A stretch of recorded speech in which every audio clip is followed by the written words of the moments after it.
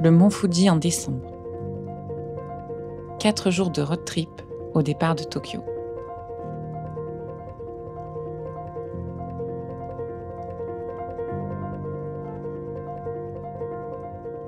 À l'échelle du monde, le mont Fuji est juste à côté de Tokyo. Pour le premier jour, on s'en approche après une longue journée à Kamakura et une halte à Odawara. On récupère la voiture et après avoir roulé sous un grand ciel bleu, la faim s'installe.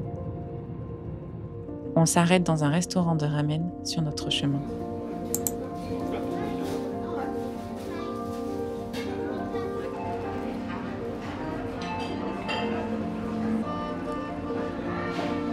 On a dégusté le généreux bol au bon bouillon de miso avant de repartir pour arriver quelques instants plus tard à Kamakura.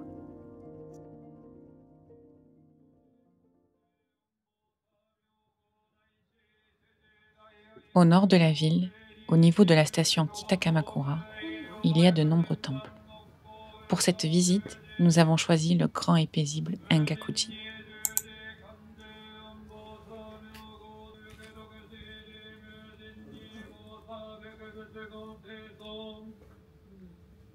Fondé en 1282, il fait partie des plus importants complexes de temples zen du Japon.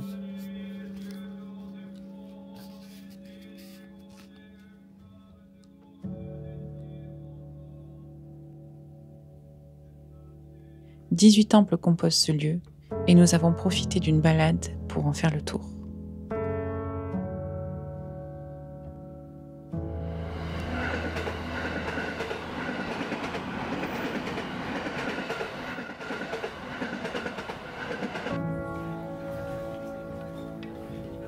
Nous avons ensuite pris la direction du très touristique Tsurugaoka Hachimangu.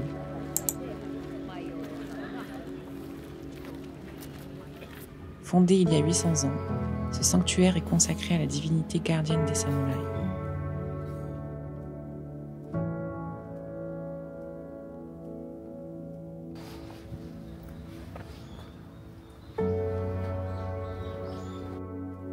Passage à l'incontournable Daibutsu, le grand Bouddha de bronze de Kamakura, haut de plus de 11 mètres, dont la contemplation nous apaise.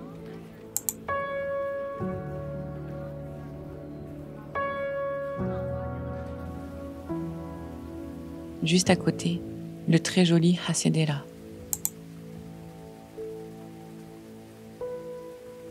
La légende dit qu'il a été construit pour abriter la statue échouée de la déesse Kannon.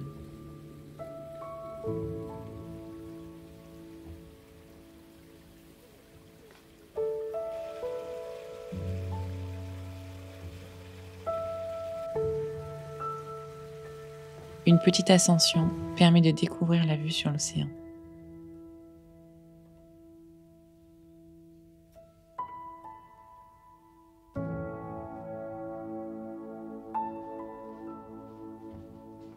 Nous avons pu profiter des dernières couleurs d'automne et de la floraison des camélias.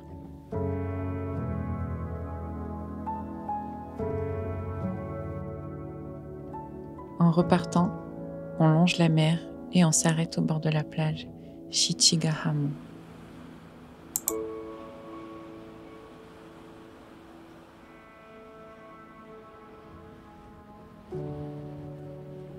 Un très beau point de vue sur Inoshima et le mont Fuji au loin.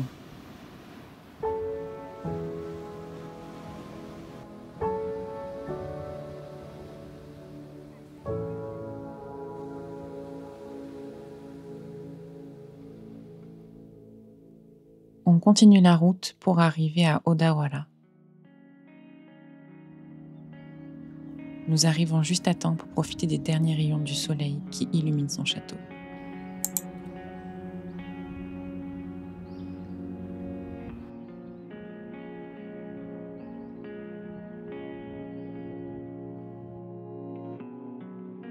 Sa hauteur offre un beau point de vue sur la ville et l'océan.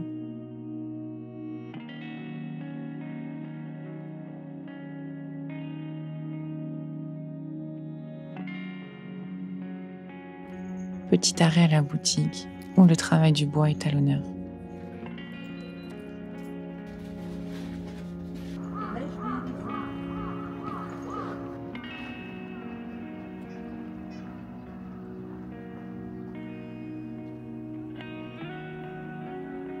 La nuit tombe et nous passons rapidement par le temple Hotokuni no Miya, plongé dans la pénombre.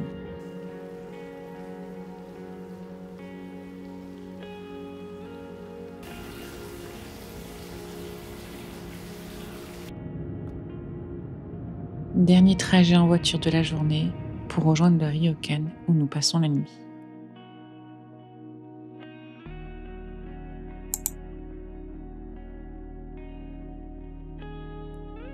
Une auberge traditionnelle où la chambre sent bon le tatami et l'ambiance est douce et chaleureuse.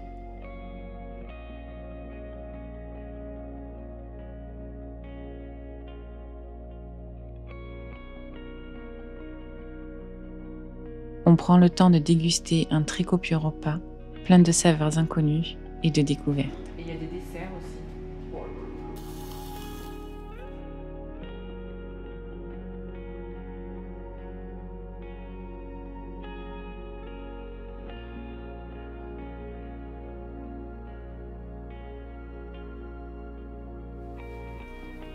Le repas terminé, nous avions réservé un bain privé, un moment de relaxation au cœur de la nuit, entre le froid hivernal, la chaleur intense du bain et JS qui fait l'idiot.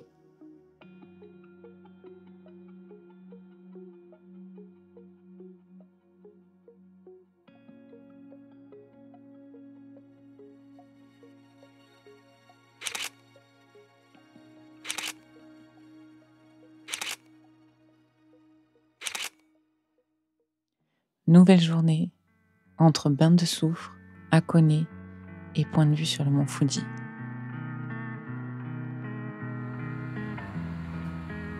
Le réveil se fait au son de la rivière, avec la joie communicative de JS. 7h30, le petit déjeuner japonais arrive, presque aussi copieux que le dîner de la veille.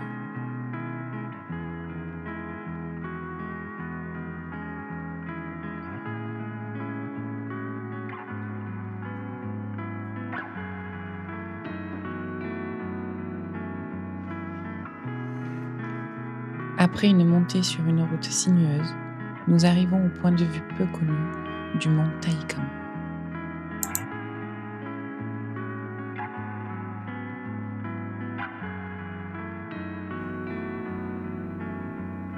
Nous étions quasiment seuls pour profiter du lieu au calme, faire de la balançoire face au mont Fuji et voir au loin notre prochaine destination, le temple d'Hakone au bord du lac Ashi.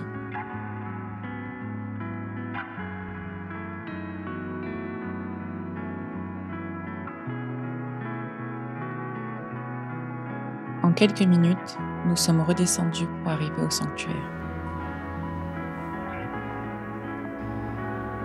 Caché dans une forêt de cèdres, il faut grimper quelques marches pour accéder au bâtiment principal.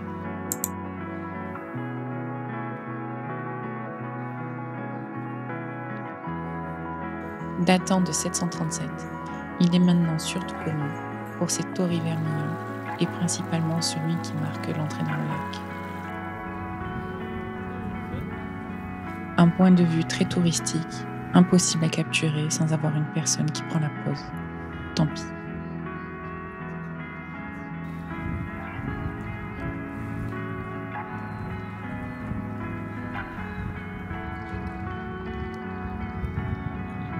On prend le temps au bord du lac, posé sur un banc au soleil, avant de repartir.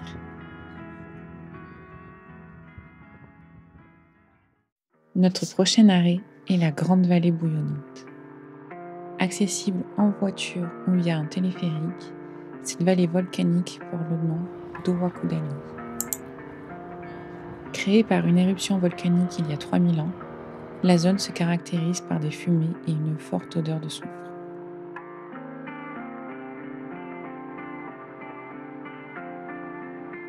C'est également un autre point de vue sur le mont Fuji. En repartant, JS nous a trouvé un petit restaurant tenu dans une ancienne maison traditionnelle. Une bonne adresse à conserver si vous passez dans les parages.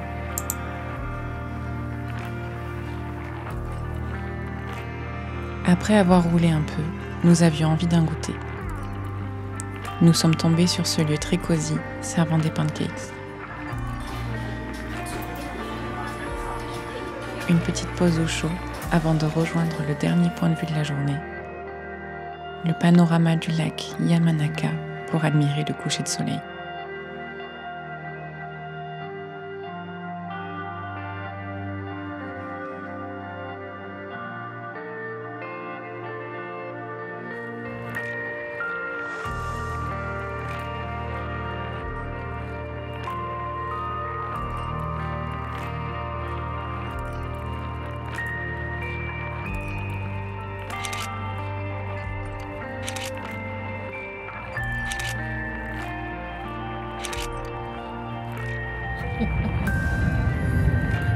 Nous qui ne l'avions pas vu correctement, le Fuji là. Sur la route de l'hôtel, le mont Fuji nous accompagne pendant un moment.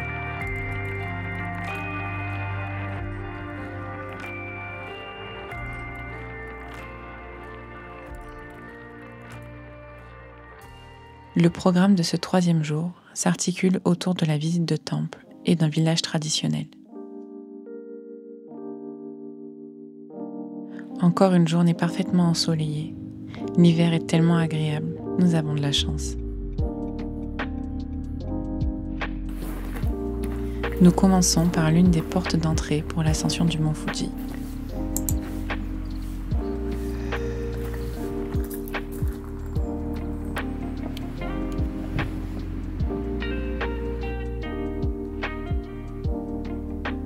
Le sanctuaire, qui fait partie de l'UNESCO en tant que patrimoine du mont Fuji, est dédié à la déesse des volcans et est l'un des plus grands sanctuaires forestiers du Japon.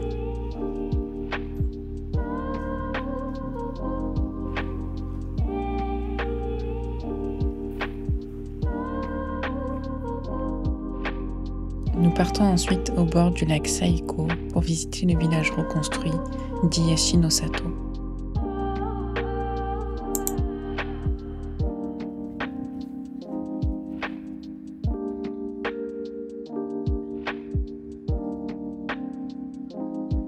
Détruit lors d'un glissement de terrain dans les années 60, le village est devenu un musée en plein air où les maisons traditionnelles aux toits de chaume abritent des artisans exposant leurs travaux.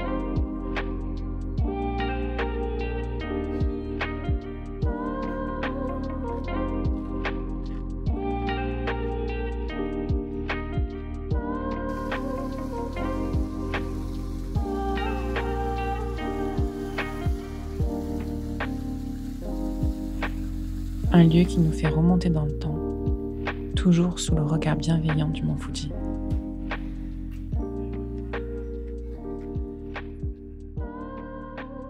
Après avoir longé le lac Kawaguchi, nous visitons le temple Asama.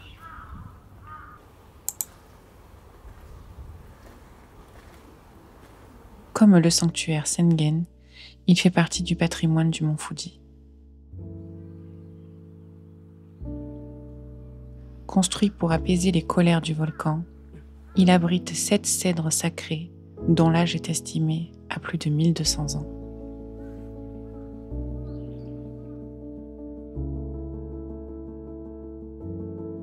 Dernière halte au pied du géant pour lui dire au revoir avant de repartir en direction de la capitale.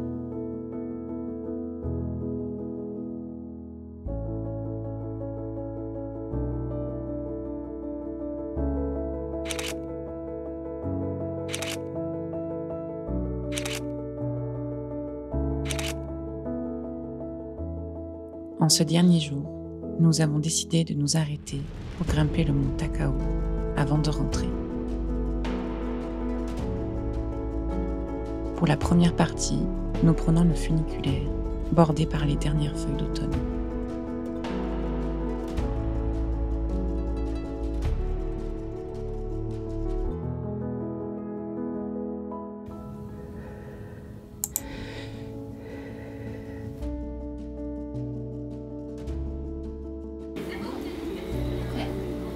La suite se fait doucement, entre visite de temple et escalier à grimper. De quoi nous réchauffer pour affronter le froid de la montagne.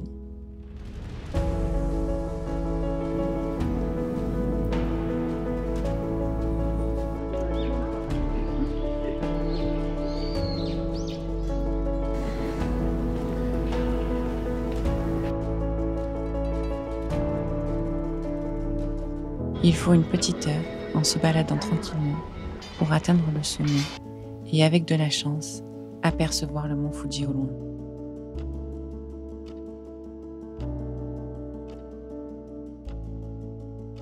Et il est temps de rentrer. On vous propose de finir cette vidéo avec en bonus la vue depuis la Tokyo Skytree que nous avons visitée le lendemain.